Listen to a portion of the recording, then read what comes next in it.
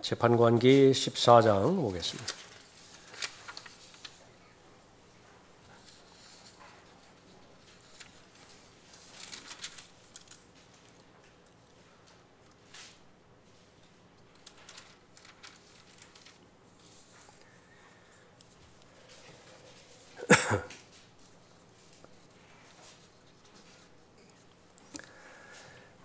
성경을 통해서 하나님으로부터 배워야 되는 영역들, 그것은 바로 내가 얼마만큼 하나님 안에서 유약하고 연약한 존재인 것인지를 잘 알아야 됩니다.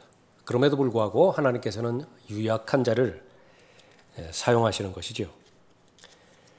다윗의 생애를 본다 하더라도 다윗이 믿음 안에 잘 머물러 있고 또 하나님으로부터 잘 쓰임 받아서 영웅으로서의 그런 그 삶을 잘 사는 부분을 통해서 우리가 좋은 도전을 그렇게 받기도 하지만은요. 그러나 상당수의 많은 부분, 하나님과 동행하지 못하고 하나님께 범죄함으로 말미암아서 하나님으로부터 분리가 되었는데 어떻게 하나님의 자비 가운데서 하나님의 은혜 가운데서 다시 회복시켜 주시고 또 쓰임을 받았는가? 그러니까 실제로는 중요한 내용입니다.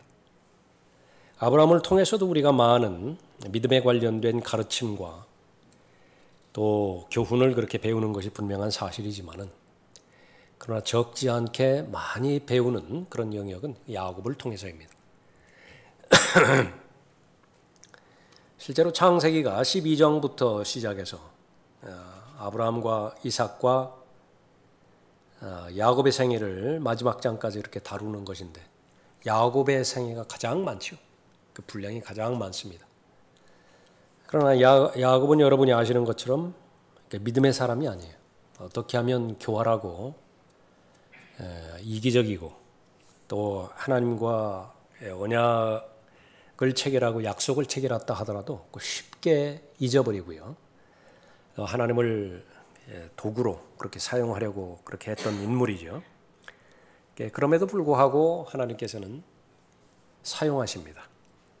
그러나 두 부분에서 우리가 살펴봐야 되는 것이 하나님께서 하나님의 사람을 끝까지 사용하시는 그 부분에만 초점을 맞춘다라고 한다면 잃어버리는 부분이 너무 많아요.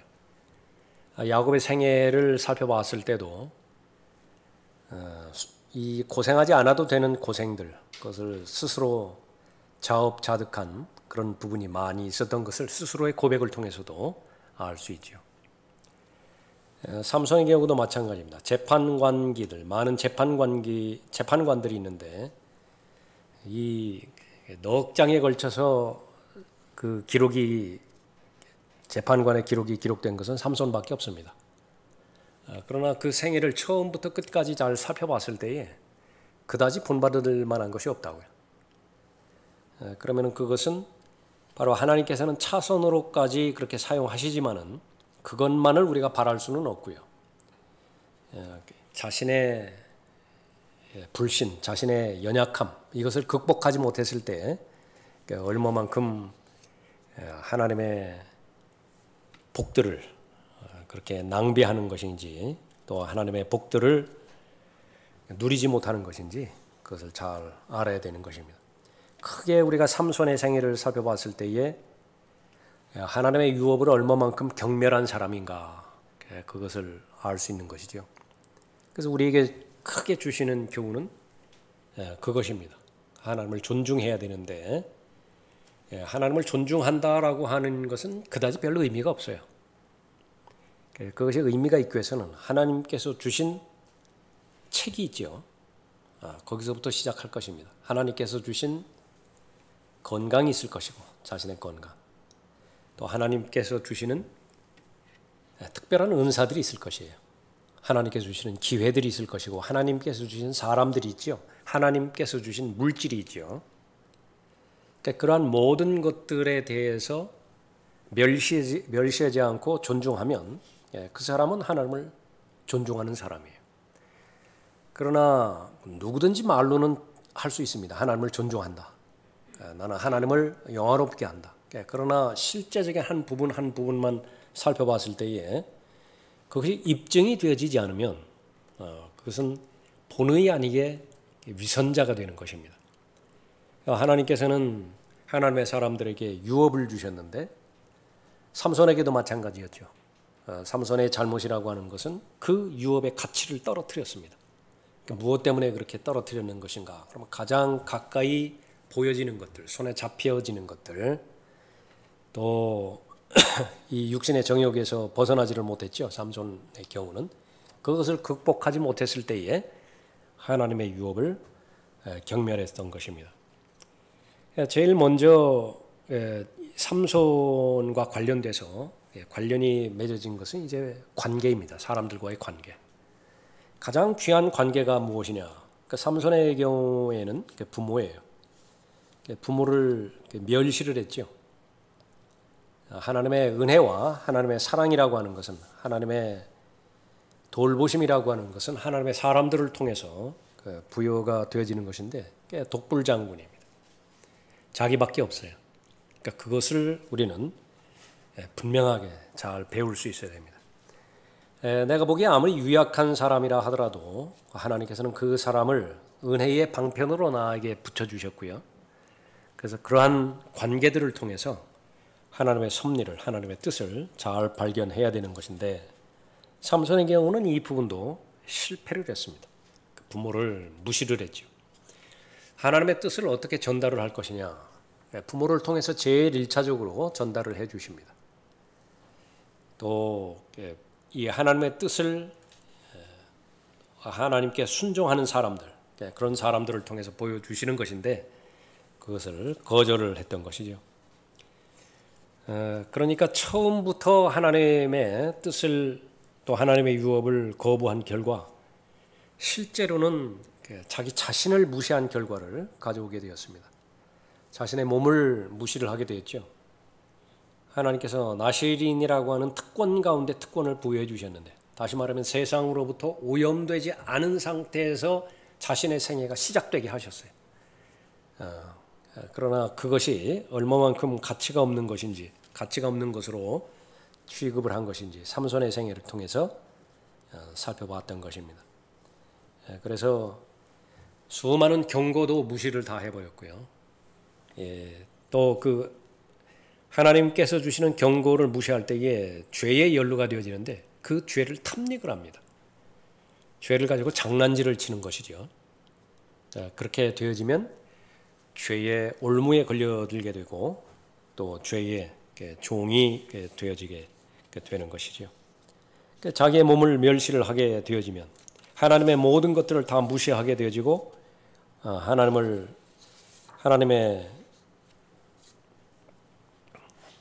언약들을 무시하게 되어지면 그것은 바로 죄에서 벗어나지 못한다는 사실을 알게 되는 것입니다.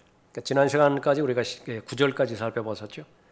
10절부터 이후에 자신의 몸을 얼마만큼 존중하지 않았는 것인가, 무시하였는가, 그러니까 죄의 도구로 탐닉을 했던 것인데 죄를 가지고 장난질을 치는 그런 내용으로 14장이 끝나게 되어지는 것입니다.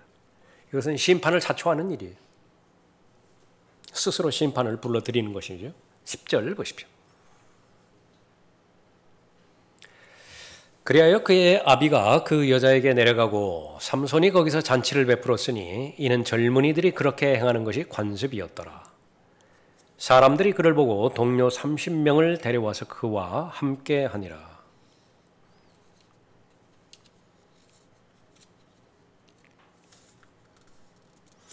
여기 10절에 보면은 삼손의 아비만 나오죠. 삼손의 어머니는, 모친은 나오지 않습니다.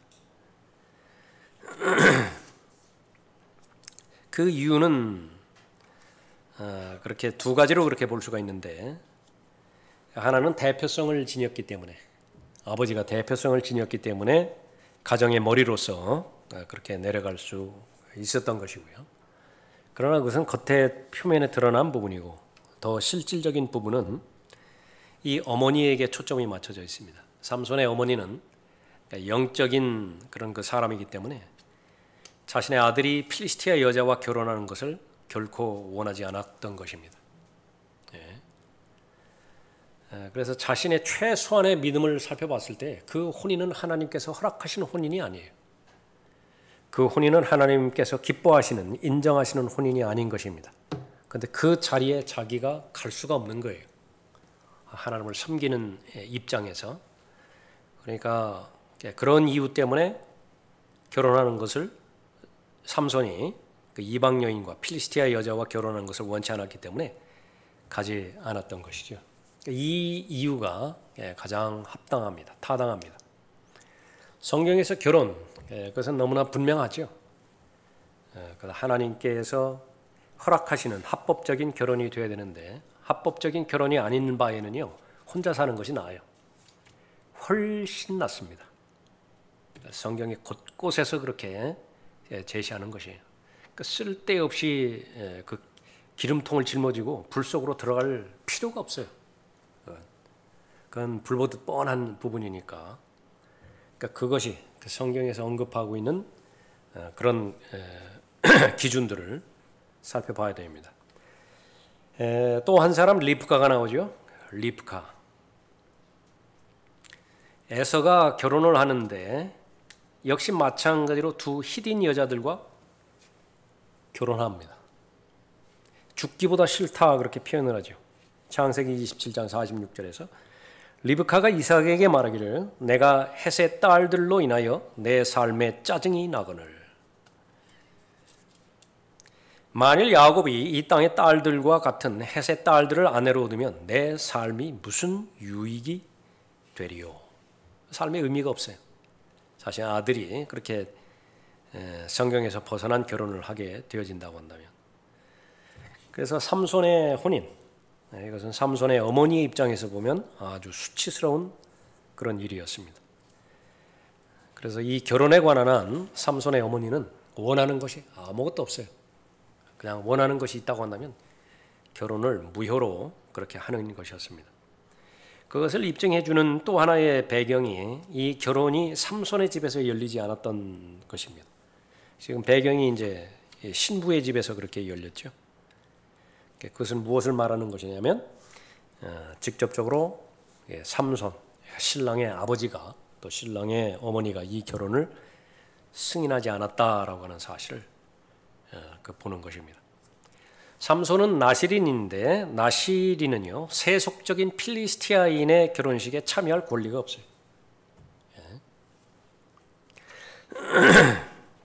삼손이 거기서 잔치를 베풀었다 그렇게 말하는데 이 잔치는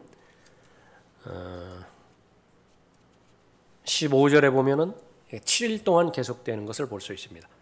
7째 날이 되자 그들이 삼손의 아내에게 말하기를 그렇게 언급하고 있죠.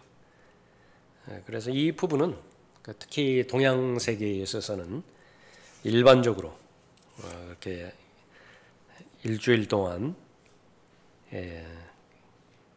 계속되었던 잔치인 것을 볼 수 있습니다. 욥기 1장 4절에 보면 욥이 아들들의 생일을 축하해서 잔치를 벌였는데 그것이 바로 일주일 동안 계속 일어났다라고 하는 사실을 볼 수도 있죠. 또 에스더 1장에서 보면 아하수에로가 잔치를 벌였는데 자신의 궁에서 7일 동안 잔치를 베풀었습니다. 11절에 사람들이 그를 보고 동료 30명을 데려와서 그와 함께 하니라. 동료 30명이라고 하는 것은 신랑방의 친구들 그렇게 볼 수가 있는 것인데 삼손은 친구들이 없어요. 그렇기 때문에 이 필리스티아의 사람들이 그 자기들 중에서 30명을 그 친구로 그렇게 보내서 이 혼인 잔치를 그렇게 도와주었던 것을 볼 수 있습니다. 12절에 삼손이 그들에게 말하기를 내가 이제 너희들에게 한 수수께끼를 내리니 만일 잔치하는 7일 안에 너희가 답을 찾아내어 내게 확실히 말해줄 수 있으면 내가 속옷 30벌과 갈아입을 옷 30벌을 너희에게 주리라. 그러나 만일 너희가 그것을 내게 알려주지 못하면 너희가 내게 30벌의 속옷과 갈아입을 옷 30벌을 줄지니라 하니 그들이 그에게 말하기를 내 수수께끼를 내라. 우리가 들으리라 하더라.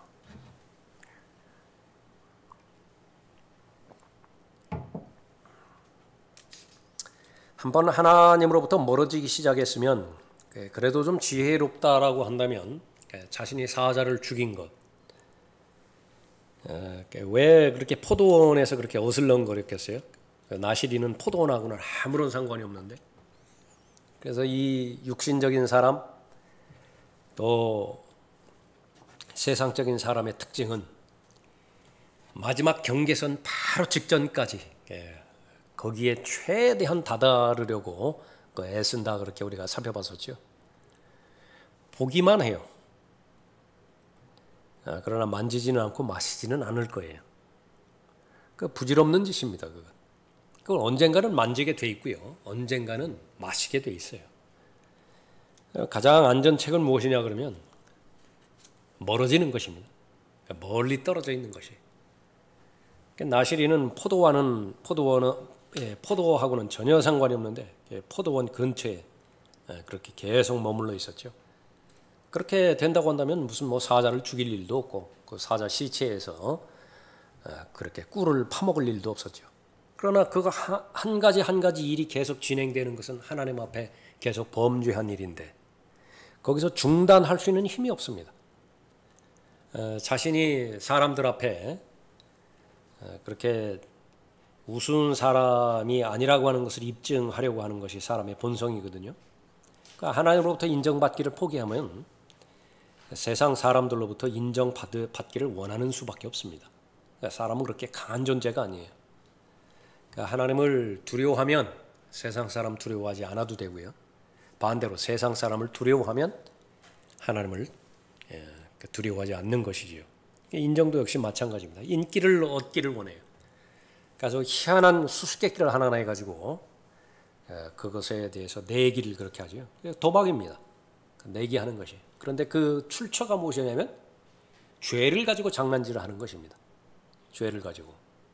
근데 그 결과는 어떻게 되냐면 이것이 어디까지 끌고 가는 것이냐 그러면 이러한 시작 때문에 두 눈이 멀어지게 되어지고요. 짐승과 같은 삶을 살게 되어지는 거죠.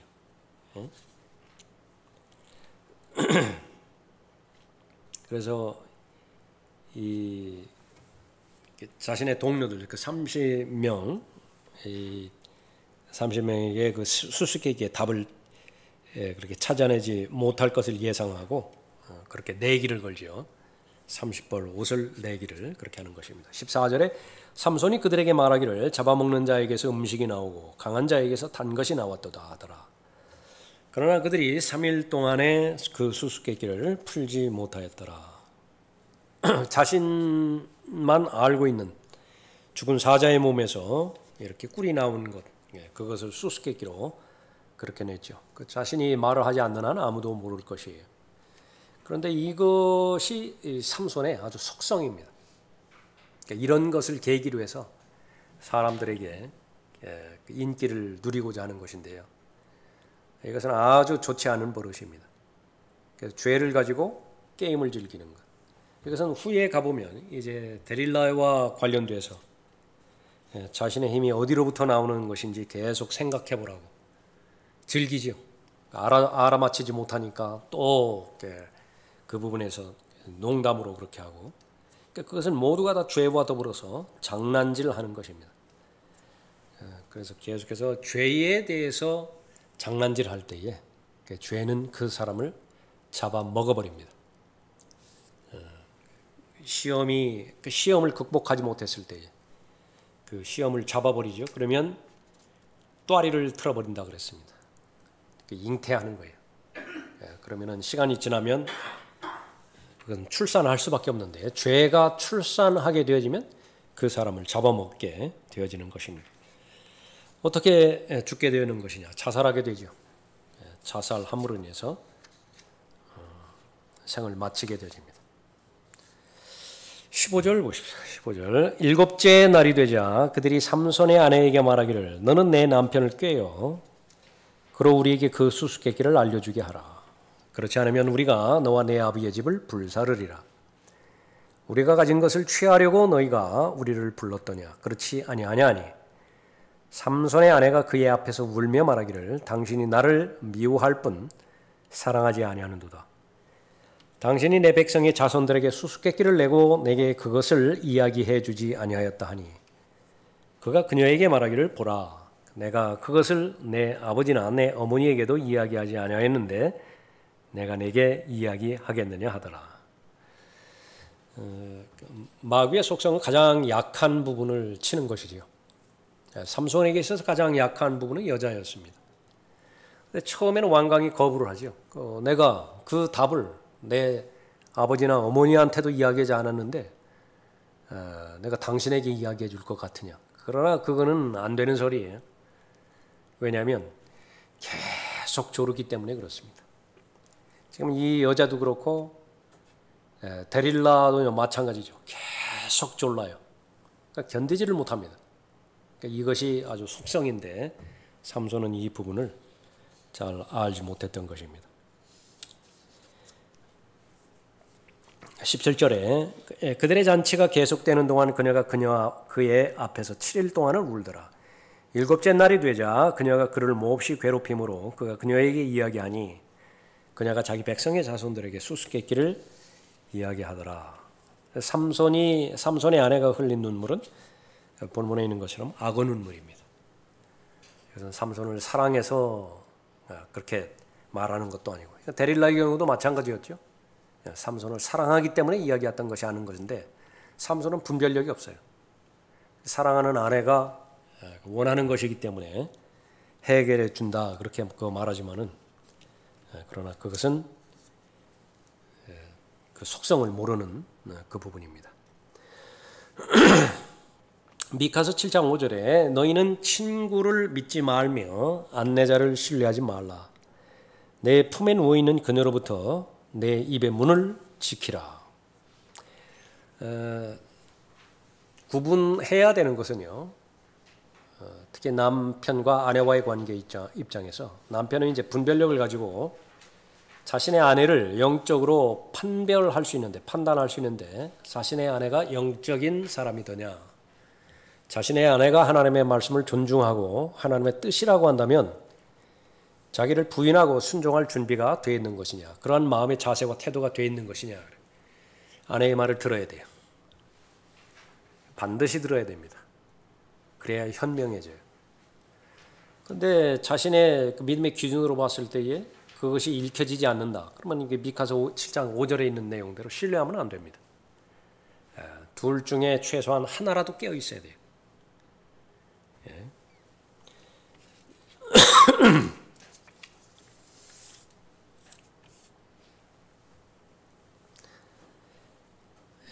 특히 하나님에 대해 하나님의 말씀에 대해 전혀 관심이 없는 죄인들에게는 더하다 그렇게 말했죠. 그래서 이 부분도 어렵게 만드는 것이에요. 아주 무슨 동창이라든지 아니면 긴 기간 동안에 그렇게 그 관계를 맺으면서 그 연분을 쌓았던 그런 관계들이 있잖아요. 근데 그것은 인간 대 인간으로 보면 그것은 신뢰할 만한 대상입니다. 신뢰할 만한 대상이라. 철학자 중에서 이 칸트라고 하는 사람이죠.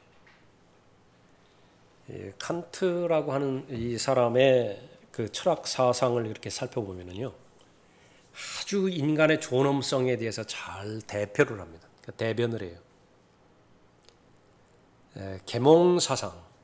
계몽사상이라고 하는 것은 더 이상 신에게 억압받지 말고, 거기서 말하는 신은 캐톨릭을 말하는 것인데 사람들과 구분하지 못하죠.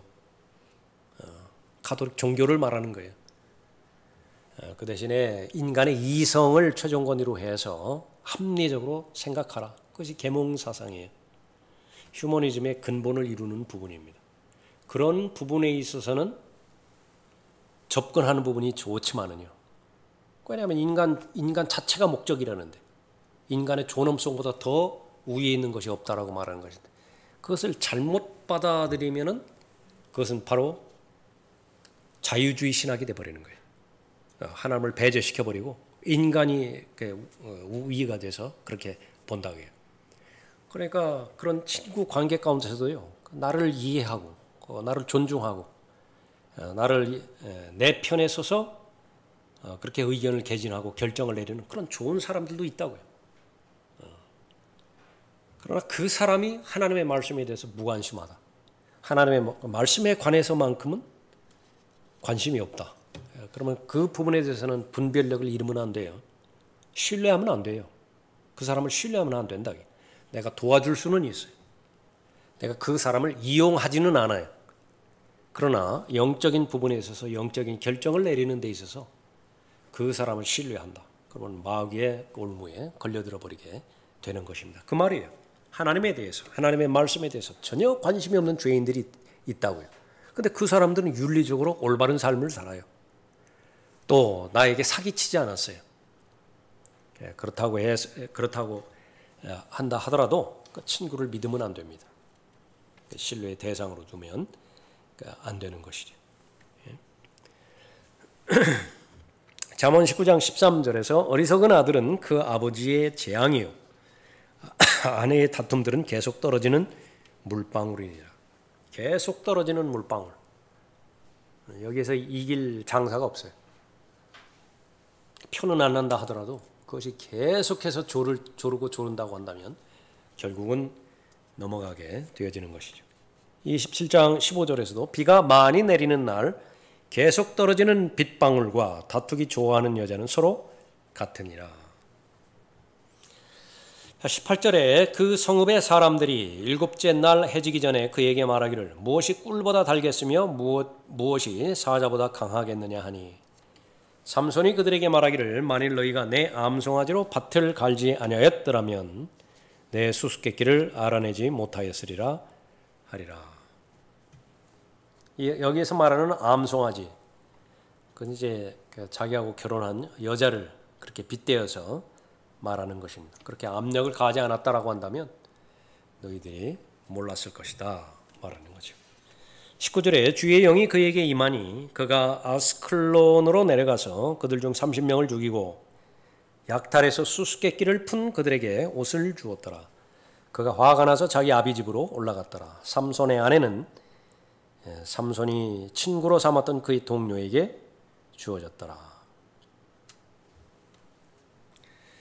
계속해서 결론을 내리는 것은 삼손은 자신의 성결을 더럽힌 것이에요. 죄를 지었던 것이죠. 이 사실을 부인할 수는 없는 것입니다. 그런데 문제는 뭐냐면 그렇게 하나님 보시기에 적합한 상태가 아닌데 하나님께서 사용하시더라 그 얘기예요. 이게 아주 어렵게 만드는 것입니다. 어떤 사람이 하나님의 부르심을 받아서 어떤 교회에 부임을 했어요. 별로 많지 않았는데 나름대로 부흥을 시켜가지고서 성공적인 목회라고 하는 소리를 들었습니다. 근데 그 사람이 하나님 앞에 범죄를 했어요. 사람들의 판단은 무엇이냐고요. 그럼에도 불구하고 하나님께서는 그 사람 쓰신다. 그럼에도 불구하고 성경적인 참과 거짓을 구분할 때에 사람들이 어떤 외모라든지 사람들의 영향력이라든지 이 부분은 의미가 없습니다. 하나님께서 파라오를 쓰셨다라고 하는 사실은 사람들은 잘 이해가 안 돼요. 파라오는 지옥에 갔거든요. 하나님께서 쓰신 거예요. 파라오를. 지옥에 간 근본주의자 많이 들으셨고 읽으셨죠. 그러니까 발람입니다. 그 발람을 통해서 성경이 기록까지 해요. 예수 그리스도의 재림에 대해서 기록까지 하잖아요. 민수기에서. 그 성경에 기록이 나온다고요. 그럼에도 불구하고 지옥에 갔어요. 삼손을 하나님께서 계속해서 사용하신다. 삼손이 오판하는 것은 나는 여전히 하나님의 사람이다. 이게 아주 무서운 것입니다. 더 이상 진행되기 전에 하나님 앞에 범죄했던 사실을 알고 거기서 멈추었어야 되는 것인데 그러지를 못했던 것이죠. 자, 삼손이 아스클론 해변 성읍으로 갔죠. 그래서 멀리 떨어진 그곳에 가서 30명을 죽여서 동료들을 위해서 옷 30벌을 준비를 합니다.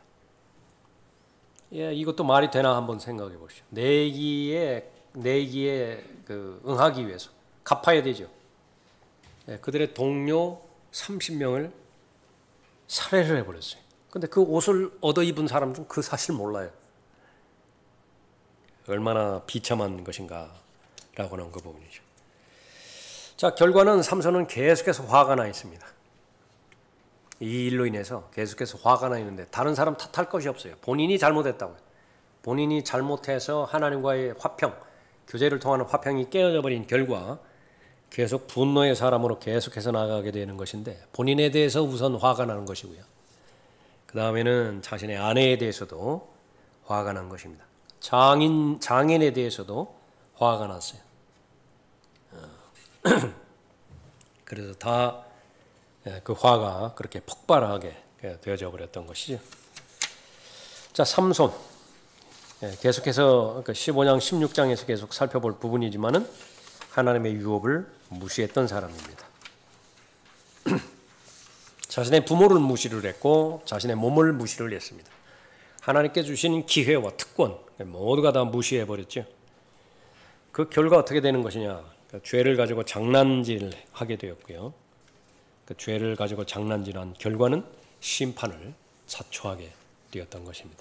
자, 성경에 기록된 그 목적, 성경에 기록된 이유 역시 마찬가지죠.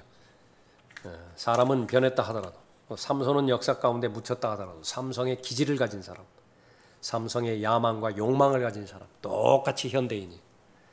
그래서 자신의 약점을 통제하지 못하면은요, 아무리 하나님께서 들어쓰시는 영웅이라 하더라도 망하게 돼 있어요.